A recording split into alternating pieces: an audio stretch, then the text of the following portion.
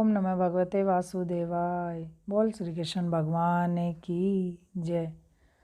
आप सभी भक्तजनों को मेरा प्यार भरा नमस्कार। तो चलिए आज शुरू करते हैं माघ मास महात्म्य का 22वां अध्याय। तो इतना कहकर भगवान अंतर ध्यान हो गए और देवदूती भगवान के ध्यान में लीन हो गए।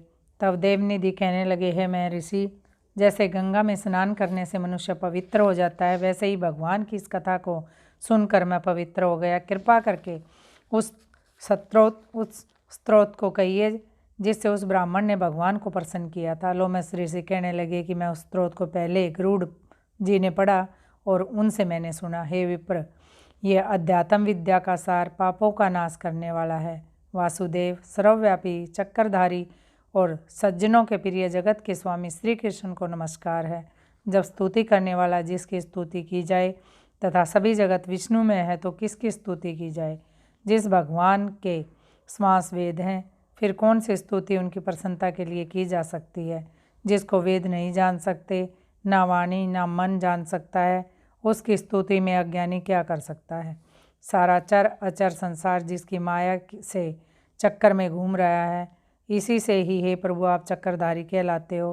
ब्रह्मा विष्णु आप ही हो। सारे संसार को उत्पन्न करने वाले ब्रह्मा भी आप उत्पन्न करने वाले हो। ब्रह्मा को भी जब जीव शरीर को धारण करता है तब उसको ज्ञान उत्पन्न होता है। तुम सब सुखों के दाता हो, इसमें कोई संदेह नहीं है। आपसे संपूर्ण सुखों को देने वाली बुद्धि उत्पन्न होती है।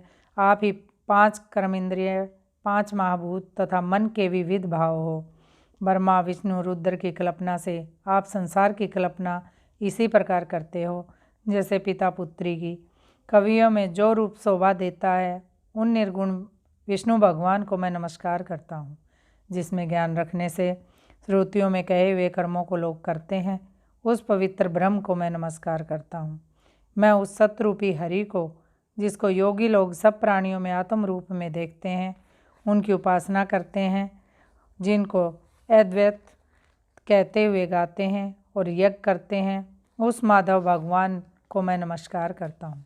मनुष्यों को माया तथा मोह में पैदा हुए विचित्र आभास, अहंकार तथा ममता को जानकर खो देते हैं, मैं उन भगवान को नमस्कार करता हूँ।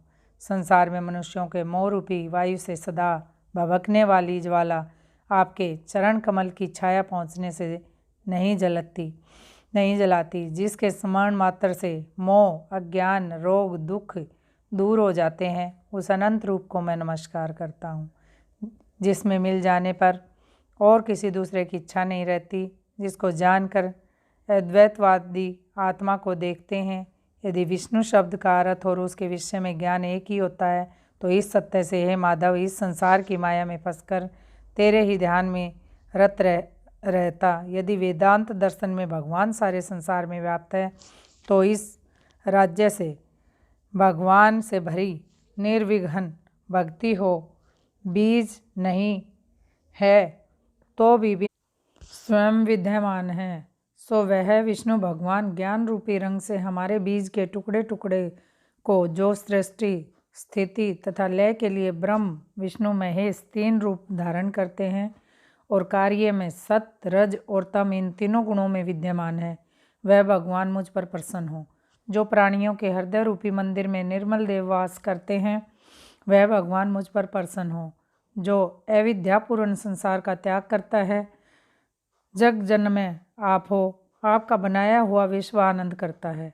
आपके त्याग करने पर अपवित्र हो जाता है, उसका साथ करने पर भी तुम बिना साथ के बने रहते हो। विकार रहित जिनके 4 वाक पंचभूत योग से पैदा हुए चैतन्य मानते हुए उपासना करते हैं। जैन लोग आपको शरीर का परिणाम मानते हैं और सांख्यवादी तुम्ही को प्रकृति से परे पुरुष मानकर ध्यान करते हैं। जन्म से रहित चैतन्य रूप सदा आनंद स्वरूप उपनिषद जिसकी महिमा गाते हैं। आकाश आदि 5 महाभूत, देह, मन, बुद्धि, इंद्रियां, सब कुछ तुम ही हो। तुमसे अलग और कुछ भी नहीं है। तुम ही सब प्राणियों को उत्पन्न करने वाले और मुझको शरण देने वाले हो। तुम अग्नि, रवि, इंद्र, होम, मंत्र, क्रिया तथा फल सब तुम ही हो। कर्म के फल देने वाले बैकुंठ में तुम्हारे सिवा कोई नहीं है। मैं तुम्हारी शरण में हूँ। सब प्राणियों के हेतु तथा उनको शरण देने वाले भी तुम ही हो। जैसे युवा पुरुष की युवती की युवा में प्रीति होती है, वैसे ही मेरी प्रीति तुम में है। जो पापी भी आपको प्रणाम करता है उसको यमदूत ऐसे नहीं देखते जैसे उल्लू सूर्य को। प्रत्येक पाप मनुष्य को उस समय तक ही दुख देते हैं जब तक वह आपके चरण कमलों का सहारा नहीं लेता। जिसको गुण, जाति तथा धर्म को भी स्पर्श नहीं कर सकते तथा गतियाँ भी स्पर्श नहीं कर सकती, जो इंद्रियों के वशीभूत नहीं है, जिनका बड़े बड़े मुनि लोग साक्षात नहीं कर सकते, उन भगवान को मैं बार बार नमस्कार करता हूँ। जितने ज्ञान रूपी सुंदर गुण हैं, जिन्होंने सुख स्वरूप मोक्ष रूप लक्ष्मी का आलिंगन किया है, जिन्होंने आत्म स्वरूप सुख भोगा है और जिन्होंने ध्यान रूप से मृत्यु को वश में कर लिया है, ऐसे मुनियों से सेवित भगवान को नमस्कार है। जो जन्म आदि से अलग है, जिनको काम क्रोध आदि दोष दुख नहीं देते, उन वासुदेव भगवान को मैं बार बार नमस्कार करता हूँ। जिनके ज्ञान की गति से अविद्या रूपी मल शुद्ध हो जाता है, जिनके ज्ञान रूपी शस्त्र से संसार रूपी शत्रु का नाश हो जाता है, उन दुखों के नाश करने वालों को मैं नमस्कार करता हूँ। जिस प्रकार भगवान सब सथावर जंगम संसार को उत्पन्न करते हैं, इसी सत्य से भगवान मुझको दर्शन दे।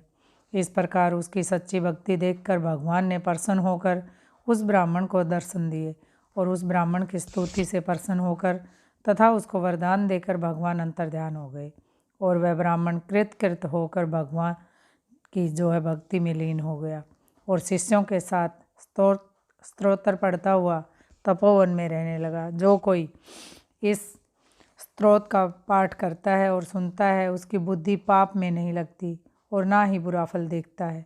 इसके कीर्तन से मनुष्य की बुद्धि, मन तथा इंद्रियां स्वस्थ होती हैं। जो भक्तिपूर्वक इसके अर्थ को विचार कर इसका जप करता है, वह वैष्णव पद को प्राप्त होता है। इसको सदैव पढ़ने से ही मनवांछित कार्य की सिद्धि हो जाती है। मनुष्य सुपात्र पाता है तथा धन और पराक्रम और चिर आयु प्राप्त करता है, यानी कि लंबी आयु प्राप्त होती है। इसके पाठ से बुद्धि, धन, ऐश, कीर्ति, ज्ञान तथा धर्म और दुष्ट ग्रहों की शांति होती है। ये व्याधियों को और अनिष्टों को दूर करने वाला होता है, दुर्गति से तारता है। इसके पढ़ने से सिंह, व्याघ्र, चोर, भूत, देव, पिशाच और राक्षस का भय नहीं रहता।